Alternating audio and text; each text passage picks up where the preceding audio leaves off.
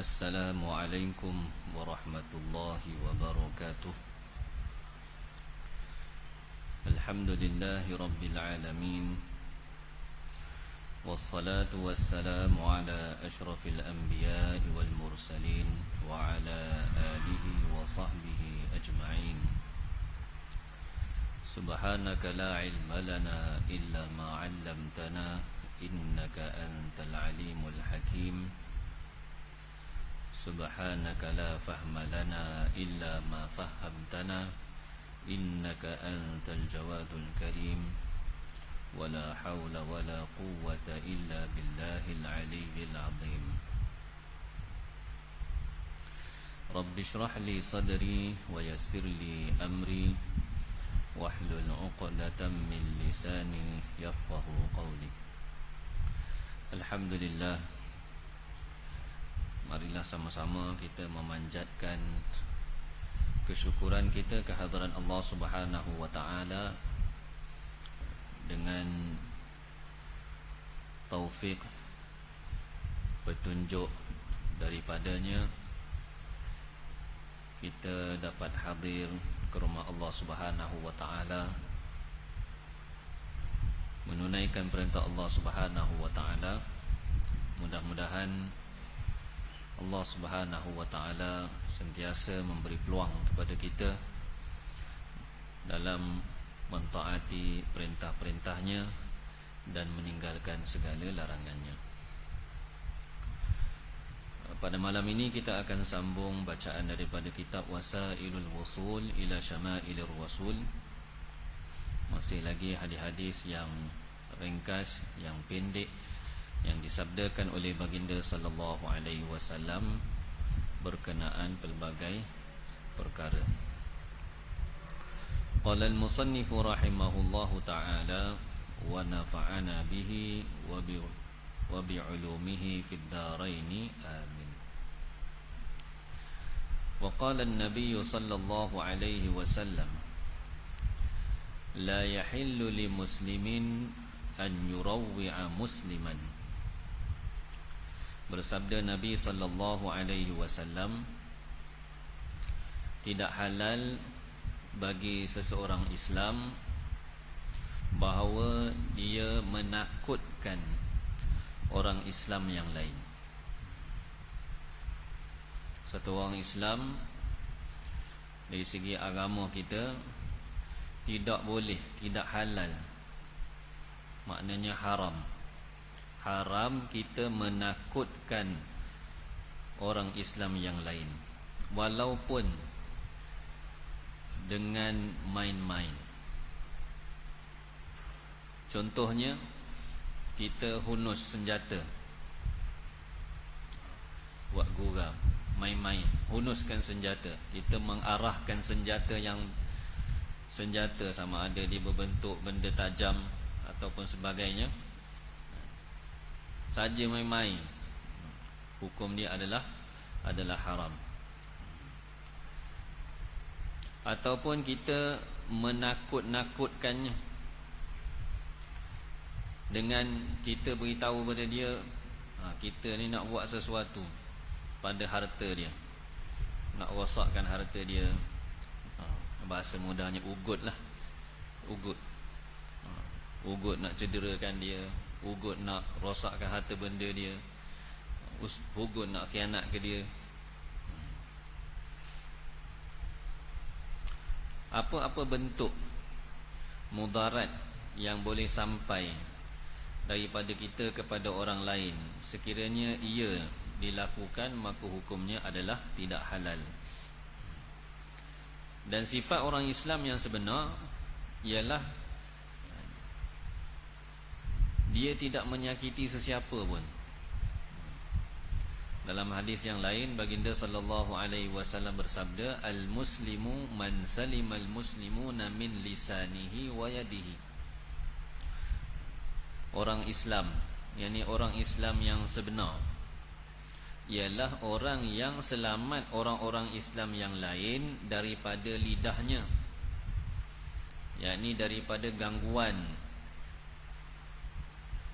yang datang daripada lidahnya. dan tangannya. Ini gangguan yang datang daripada tangannya. Ini sifat orang Islam yang sebenar. Sebab orang yang Islam yang sebenar, sifat dia adalah inginkan kebaikan pada orang lain. Inginkan kebaikan. Bukan setakat kepada orang-orang Islam sahaja, bahkan kepada semua hamba Allah Subhanahu wa taala. Dia beriman ke, dia tak beriman ke, dia inginkan kebaikan. Ini sifat orang Islam yang sebenar.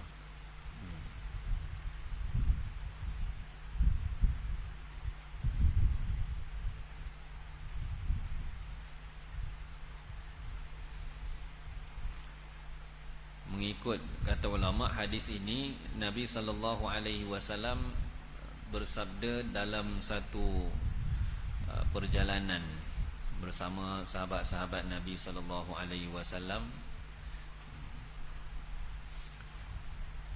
Ada satu orang bangun, kemudian ada beberapa orang ikut dia.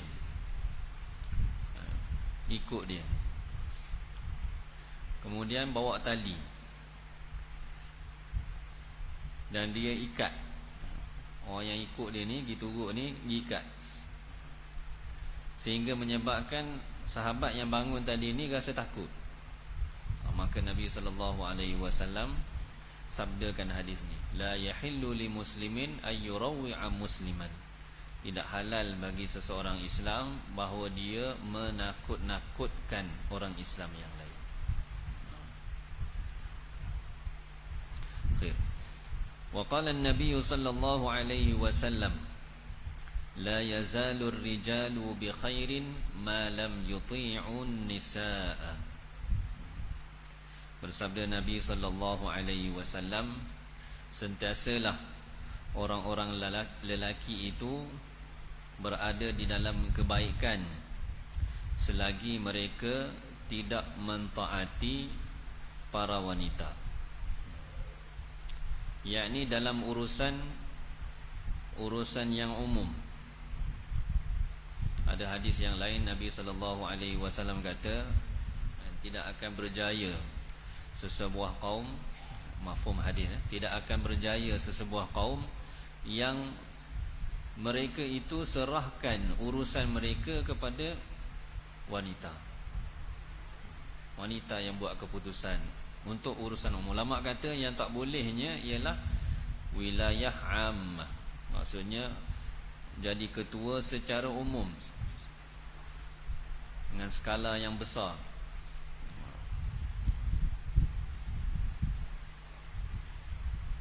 Nabi SAW kata tak akan berjaya. Tidak akan berjaya. Dalam syarah hadis ni pun disebut, fa idza ata'uhunna qalla khairuhum. Bila mereka taat kepada wanita-wanita, maka sedikit kebaikan mereka. Sedikit kebaikan yang akan datang kepada orang-orang lelaki. Kerana orang-orang lelaki ini Allah Subhanahu wa taala telah sebut di dalam Al-Quran bahawa mereka adalah orang yang mempunyai kemampuan untuk menjalankan tugas. Qawwamuna 'alan nisa. Ada kemampuan. Allah Taala beri sebut secara khusus. Dan dalam hadis yang lain ada riwayat sebut bahawa apabila wanita dilantik menjadi ketua secara umum, maksudnya ketua keseluruhan, itu adalah di antara tanda-tanda kiamat. Di zaman Nabi sallallahu alaihi wasallam, kalau kita lihat dalam sejarah, tidak ada baginda lantik mana-mana wanita menjadi ketua. Hatta isteri baginda pun baginda tak pernah lantik.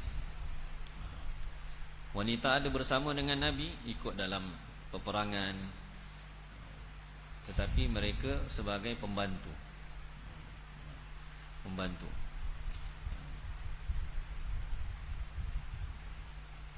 Khair.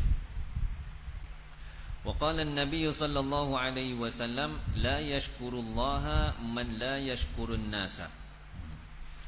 Bersabda Nabi sallallahu alaihi wasallam, tidak akan dapat bersyukur kepada Allah orang yang tidak boleh bersyukur kepada manusia. Kita ni hidup atas dunia ni, banyak keadaan yang kita ini dibantu. Orang mudahkan urusan kita dan sebagainya. Dan menjadi satu tanggungjawab kita bila kita diberi kebaikan. Orang bagi hadiah ke, orang tolong kita ke, orang mudahkan urusan kita ke, menjadi satu tanggungjawab kita untuk kita berterima kasih, menghargai perbuatan baik yang dilakukan pada kita. Kerana itu adalah satu tanda yang kita ini mampu untuk berterima kasih pada Allah. Orang tolong kita, beri nikmat kepada kita, mudahkan urusan kita ni, nak banding dengan bagaimana Allah Subhanahu Wa Taala beri nikmat pada kita, beri kebaikan kepada kita, memang tak sama. Sejak daripada kita lahir sampailah ke sekarang, bahkan sebelum lahir pun duduk dalam perut ibu, duduk dalam perut tu pun Allah Ta'ala yang ambil tanggungjawab, yang jaga kita, yang pelihara kita, cukup semua sifat anggota badan kita, lahir dengan sempurna sampailah ke sekarang, sebelum mati. Jadi ciri-ciri orang yang dapat bersyukur pada Allah, antaranya ialah dia boleh bersyukur ataupun berterima kasih kepada orang yang buat baik pada dia.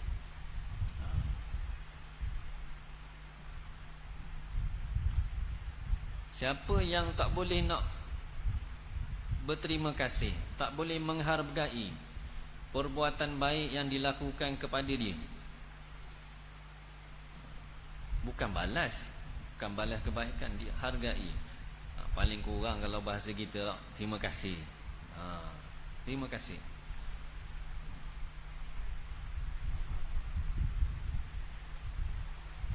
Tak kira lah yang buat baik pada kita tu orang dewasa ke, kanak-kanak ke. Kadang-kadang budak-budak kecil pun tolong kita, ataupun kita minta tolong dia, dia buat sesuatu, ucap terima kasih. Siapa yang adat dia boleh berterima kasih pada manusia, pada orang yang buat baik pada dia, maka begitu juga dia akan boleh berterima kasih pada Allah. Dia akan rasa bersyukur atas nikmat-nikmat yang Allah Ta'ala kurniakan kepada dia. Siapa yang adat dia tak biasa, orang buat baik pada dia pun tidak dihargai. Dia rasa orang buat baik pada dia kerana dia ada kedudukan, kerana dia orang besar dan sebagainya. Memang patut pun orang buat baik pada saya, dia anggap begitu. Maka orang yang seperti ini sama juga keadaan dia, adat dia juga akan jadi dia ini tidak dapat bersyukur pada Allah.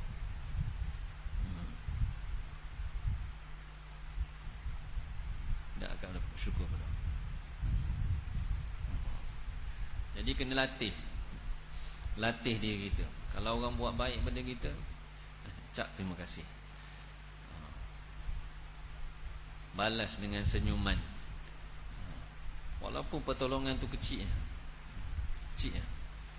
Kadang-kadang selisih jalan, tak, jalan sempit, dua kereta selisih, sebuah kereta ke tepi, beri laluan kepada kereta yang satu lagi. Kalau di Terengganu ni biasalah kita jumpa masih lagi sifat orang-orang di kampung-kampung ni, ikut pengalaman saya lah duduk Terengganu, masih lagi dia angkat tangan, angkat lampu, ditekan horn, tanda terima kasih. Terima kasih. Itu sifat yang bagus. Saya pergi di Indonesia, mereka ada sifat. Dia nampak ada kereta hollow, nak keluar daripada jalan, hollow kepala kereta. Ni berhenti. Tapi orang keluar ni keluar saja. Tak ada angkat tangan, tak ada. Sifat tolong tu ada, tapi kebaikan tu tak dibalas. Maksudnya tidak diberi sesuatu balasan. Bukan orang tu nak balasan sebenarnya. Kita berhajat. Kita bagi terima kasih kepada dia bukan kerana dia nak terima kasih kita, tapi kita perlu supaya kita ni boleh syukur pada Allah. Orang yang buat kebaikan pada kita, yang kita nampak ni, kita tak boleh nak terima kasih, tak boleh nak rasa baiknya dia buat baik pada saya. Macam mana kita nak rasa terima kasih kita pada Allah? Allah beri nikmat pada kita setiap masa. Boleh menyawa tu pun nikmat besar dah. Nah. Ada orang tak sesak nafas, tak ada nyawa, lelah. Anak saya ada seorang lelah. Dan lelah, tengok tak boleh nak tarik nafas dia, tak lepas. Kita boleh nafas elok, Allah yang beri. Pernah tak rasa kita dapat tunaikan perintah Allah? Pernah tak kita rasa gembira, syukur pada Allah? Kalau tak pernah terlintas dalam fikiran kita segala kebaikan yang Allah Ta'ala beri taufik pada kita untuk kita buat, nikmat-nikmat yang Allah Ta'ala kurniakan atas kita, kita tak pernah rasa pun menghargai nikmat itu pada Allah. Dalam doa kita tak pernah sebut, tak pernah puji pun Allah atas nikmat yang diberi pada kita. Itu maknanya kita ni sesama kita pun susah. Tanda ni.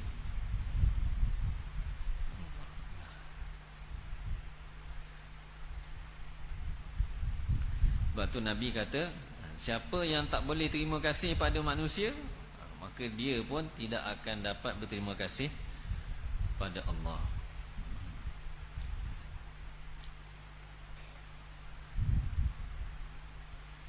Dalam riwayat lain ada disebut, siapa yang tak dapat berterima kasih dengan sesuatu yang sedikit, tak dapat bersyukur dengan sesuatu yang sedikit yang dia dapat, maka dia juga tidak akan dapat bersyukur dengan sesuatu yang banyak yang dia dapat. Nak ada rasa syukur bila dapat banyak, hak sikit ni pun kena rasa syukur juga, kena rasa gembira Allah Ta'ala beri, walaupun sikit, walaupun sedikit rezeki kita contohnya.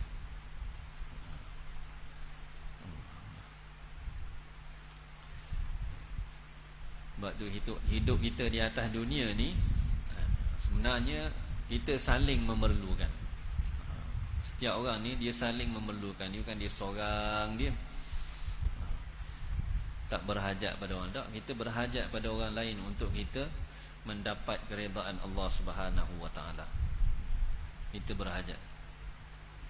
Kita berhajat untuk buat baik kepada orang, balas kebaikan orang, supaya kita ini dapat kenal Allah Subhanahu wa taala, tahu nikmat-nikmat Allah Subhanahu wa taala yang Allah Taala kurniakan pada kita. Wa qala an-nabiy sallallahu alaihi wasallam, la yughni hadarun min qadarin. Bersabda Nabi sallallahu alaihi wasallam, tidak dapat mencukupi hadarun, sifat berwaspada. Tidak dapat mencukupi ni bahasa mudah dia, tidak dapat memberi manfaat. Hadarun, sifat waspada, tak dapat memberi manfaat daripada qadarin, ketentuan Allah Subhanahu wa taala. Maknanya bila berlaku ketetapan, ketentuan Allah Subhanahu wa taala, maka dia pasti berlaku. Kita ni berhati-hati ke, kita tak berhati-hati ke, bila ketentuan Allah taala sampai, pasti berlaku. Setiap kita dituntut, antara asbab untuk selamatkan diri kita ialah kita berhati-hati. Dituntut kita berhati-hati. Buat sesuatu berhati-hati, berwaspada. Tengok, contohnya nak litah jalan, bukan main litah gitu je. Tengok dulu kiri kanan.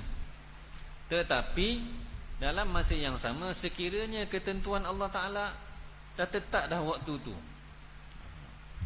berlaku sesuatu kemalangan, maka dia pasti berlaku. Jadi hak berwaspada tadi tu, bila Allah Ta'ala dah tetapkan sesuatu, maka tidak ada apa-apa pun yang boleh halang ketetapan Allah Ta'ala. Maksud Nabi SAW beritahu dalam hadis ni ialah, kalaulah kita ni ditimpa musibah, ditimpa sesuatu yang buruk, dapat benda baik tak ada masalah. Bila kita ni ditimpa sesuatu yang buruk, walaupun dalam keadaan kita berhati-hati, dalam keadaan kita jaga semua, janganlah timbul dalam hati kita rasa menyesal, kita habis dah ni, buat kena juga kan. Bahkan kita kena yakin bahawa ini ketentuan Allah, ketetapan Allah Ta'ala dah tetap dah atas kita, nak uji kita.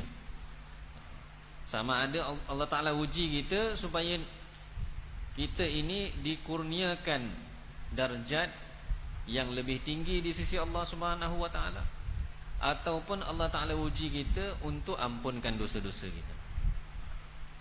Hak tu kita kena yakin. Bila berdepan dengan ketentuan Allah, maka tidak ada apa-apa yang boleh halang. Allah Ta'ala tetapkan inilah berlaku. Dan itu pegangan kita. Itu pegangan kita. Maka kalau berlaku apa-apa, rasa-rasa susah, sebenarnya Allah Ta'ala nak uji kita. Sebab tu ada orang memang dia rasa susah. Kenapalah kita dah usaha begini jadi juga. Ujian Allah Ta'ala. Allah nak uji kita macam-macam cara. Tapi ada orang yang walaupun diuji dengan ujian yang besar, tapi dia rasa lapang. Tak apa, tak ada rezeki, Allah nak uji kali ni. Dia tak ada rasa sedih, tak ada rasa, insya-Allah. Kerana dalam hati dia yakin bahawa ini datang daripada Allah, ada hikmah dia yang Allah Ta'ala nak beri pada dia. وقال النبي صلى الله عليه وسلم لا يلدغ المؤمن من جحر مرتين. Bersabda Nabi sallallahu alaihi wasallam, tidak akan dipatuk seseorang mukmin daripada lubang ataupun luka yang sama dua kali. Orang beriman ni, bila dia telah tergelincir, terlaku sesuatu dosa ataupun sebagainya, tanda sempurna keimanan dia ialah dia tak akan buat lagi. Dia akan usaha supaya dia tidak tergelincir lagi.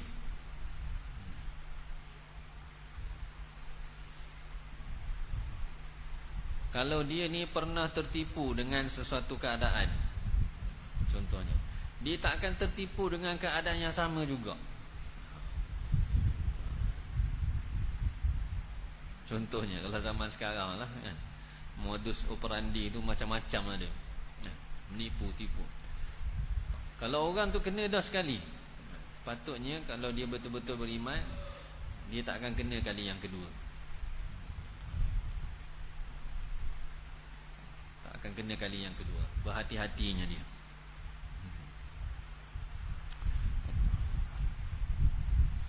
Apa-apa sahaja perkara yang kita tak suka, perkara yang kita tak suka, maka kita perlu usaha supaya dia tak berlaku selepas ni. Hatta dalam bab ibadat sekalipun, kita biasa datang beribadat, datang rumah Allah Ta'ala, tapi ada satu kali tu kita terlalai. Contohnya terlalai, ataupun berlaku sekali kita sibuk dengan sesuatu menyebabkan kita jadi terlambat, dan kita sedar, oh kalau buat gini tak boleh ni, jadi habis ibadat kita. Begitu. Jadi sifat orang yang beriman, dia tak akan kena dua kali. Cuma usaha kita, kita ada ikhtiar, tapi bila Allah Ta'ala dah tetap dah, dia pasti akan berlaku.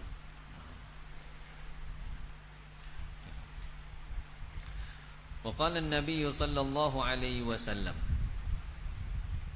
la yakunu ar-rajulu minal muttaqina hatta yada'a ma la ba'sa fihi hadaran mimma bihi ba'sun.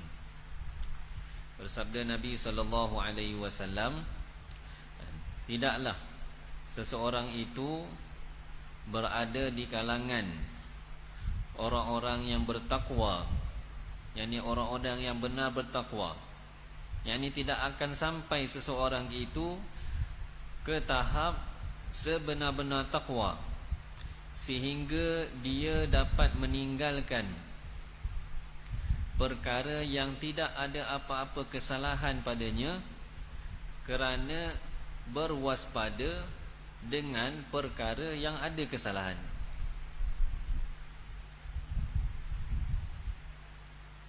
Dia tinggalkan sesuatu yang halal kerana takut jatuh kepada yang haram. Benda halal ni tak ada apa-apa kesalahan, tapi kadang-kadang ada benda yang halal ataupun harus, kalau kita tersilap boleh jatuh kepada yang haram. Jadi orang yang benar-benar bertakwa sampai ke tahap takwa yang sebenar, maka dia akan jaga diri dia. Perkara-perkara yang boleh bawa kepada yang haram, maka dia akan tinggalkan. Dia akan tinggalkan. Sebab apa? Dia bimbang, kalau dia sibuk dengan perkara ni, boleh menyebabkan dia ni jatuh dalam haram tanpa sedar.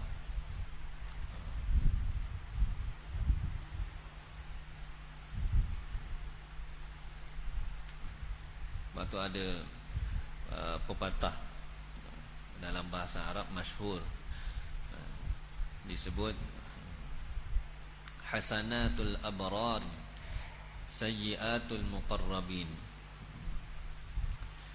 Kita biasa dengar kisah-kisah orang-orang yang dekat dengan Allah Subhanahu wa taala. Orang-orang yang dekat dengan Allah Subhanahu wa taala ni, wali-wali Allah contohnya. Kalau kita baca kisah-kisah mereka, kita dengar, kadang-kadang kita jadi pelik. Benda-benda yang sebenarnya tak ada apa-apa pun kesalahan, tapi pada dia benda tu pun dia tinggalkan. Dia tinggalkan kerana diberitahu hasanatul abrari sayyiatul muqarrabin. Benda hasanah, benda baik bagi orang-orang yang abrar, orang-orang yang baik. Benda ni kalau bagi untuk orang yang muqarrabin, orang yang dekat dengan Allah, itu pun dianggap sebagai sayyiat. dianggap dosa. Dianggap dosa.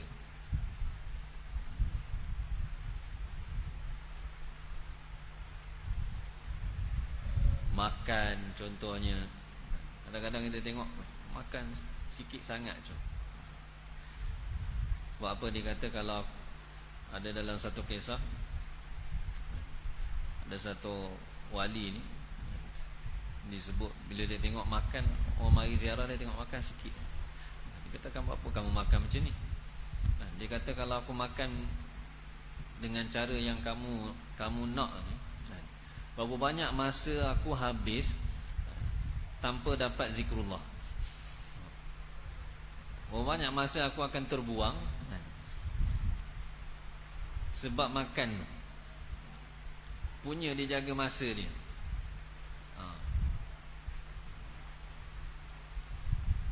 Jadi orang yang akan dapat hakikat takwa yang sebenar, dia akan berada di tingkatan ini. Benda yang asalnya tidak haram, tapi boleh bawa kepada yang haram. Takut jatuh pada haram, maka dia tinggal. Contohnya Allah Ta'ala kurniakan kepada kita rezeki dengan kadar cukup dah, cukup pakai, cukup makan. Tapi kalau kita nak usaha lebih lagi, nak dapat lebih lagi, nak dapat lebih banyak lagi, dia akan boleh menyebabkan kita ini jauh daripada Allah. Oh, ni saya ada baca satu hadis. Nabi SAW sebut dalam hadis tu, Nabi kata, barang siapa yang membuka pintu pemberian dan tujuan dia adalah untuk hubungkan silaturahim, nak hubungkan silaturahim, maka Allah Ta'ala akan jadikan pemberian dia itu asbab untuk bertambah harta dia. Dan barang siapa yang buka pintu meminta, dibuka pintu meminta, minta, dan tujuan dia ialah supaya dia ni boleh banyak, bukan sebab dia tak cukup.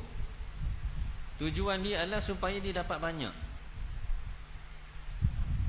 Maka dalam hadis itu Nabi kata, Allah Subhanahu Wa Taala akan jadikan permintaan dia itu sebab untuk bertambah sedikitnya harta dia. Jadi lebih sikit, makin tak cukup, makin tidak cukup. Allah.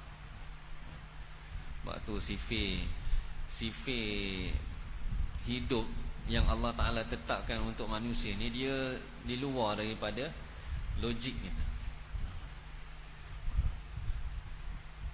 luar daripada logik kita. Tak boleh ikut apa yang kita faham, kena ikut apa yang Allah Ta'ala tetap. Logik kita, kalau kita bagi, kuranglah harta kita, habislah duit kita. Tapi tak, di sisi Allah, siapa bagi, Allah tambah lagi. Allah akan tambahkan harta.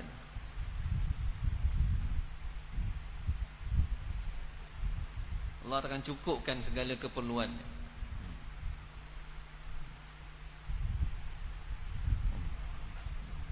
Maka orang-orang yang ingin sampai ke tahap takwa yang sebenar, maka dia kena tinggalkan hak lebih-lebih. Kerana dengan kita ini berlebih-lebih dalam keduniaan kita, dia boleh membawa kita ke pintu perkara-perkara yang diharamkan oleh Allah Subhanahu Wa Taala. Wa qala an-nabiy sallallahu alaihi wasallam, la yu'minu ahadukum hatta yuhibba li akhihi ma yuhibbu li nafsihi. Bersabda Nabi sallallahu alaihi wasallam, tidak beriman salah seorang daripada kamu. Tidak beriman ni maksudnya tak beriman dengan iman yang sempurna, tak capai hakikat keimanan yang sebenar. Hatta yuhibba li akhihi, sehingga dia suka untuk saudaranya. Ma yuhibbu li nafsihi, apa-apa yang dia suka untuk diri dia. Sebab tu orang Islam ni, ini sifat dia. Benda apa kebaikan yang dia suka ada pada diri dia, maka itulah benda yang sama yang dia perlu rasa suka ada pada saudara dia. Kalau hadis tadi sebut, orang Islam ni, orang Islam yang sebenar ialah orang yang selamat orang Islam yang lain daripada lidah dan tangan ni. Sebab sifat orang Islam yang sebenar, orang beriman ni, dia kena suka untuk orang lain apa yang dia suka untuk diri dia. Dan apa yang dia tak suka untuk diri dia, itulah juga dia kena rasa tak suka ada pada orang lain. Bukan setakat dia suka apa yang dia suka juga orang lain dapat benda yang sama. Bahkan apa yang dia tak suka, itu juga perkara yang dia kena rasa susah hati kalau ada pada orang Islam yang lain.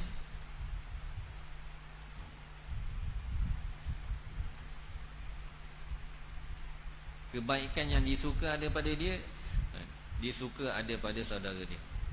Keburukan yang dia tak suka ada pada dia, dia kena rasa yang sama pada saudara dia. Sebab tu saya kata orang Islam ni, orang beriman di hidup atas dunia ni, dia saling berhajat. Kita bukan hidup seorang. Maknanya kita ni bertanggungjawab. Kalau orang buat salah, maka kita kena rasa kesalahan tu adalah sesuatu yang tidak patut. Kalau kita ada kemampuan untuk nasihat dengan cara yang baik, dengan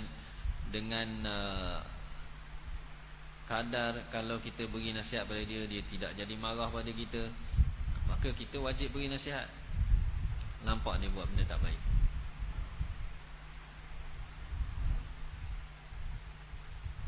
Kita datang salat berjemaah, kita kena rasa suka juga orang lain supaya mereka juga dapat datang salat berjemaah. Kita buat benda baik, kita kena rasa suka orang lain buat benda baik.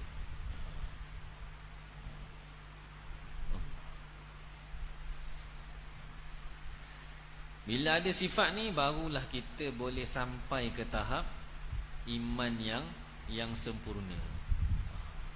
Iman yang sempurna. Sebab tu kita, kalau umat akhir zaman ni, kalau kita kata dia tak mustahil tapi payah. Tak mustahil tapi payah. Kerana keadaan kita yang lemah ni, keimanan kita, kalau nak banding dengan zaman selepas Nabi SAW, keadaan para sahabat, orang-orang yang bersama-sama dengan Nabi, bagaimana keikhlasan mereka, kesukaan mereka, bagaimana mereka ini berusaha bersungguh-sungguh supaya semua orang dapat kebaikan.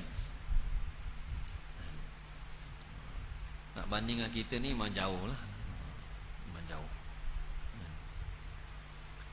Allah Akbar.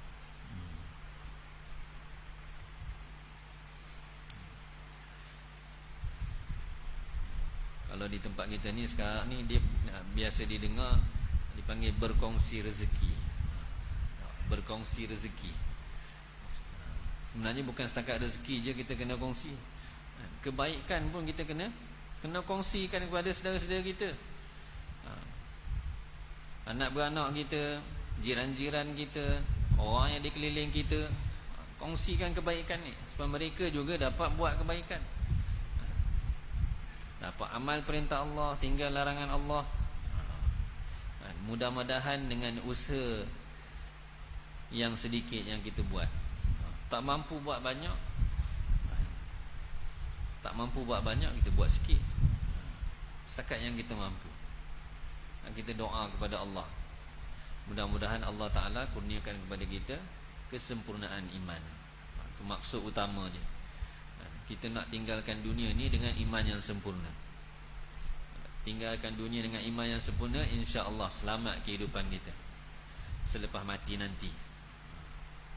Selepas mati nanti.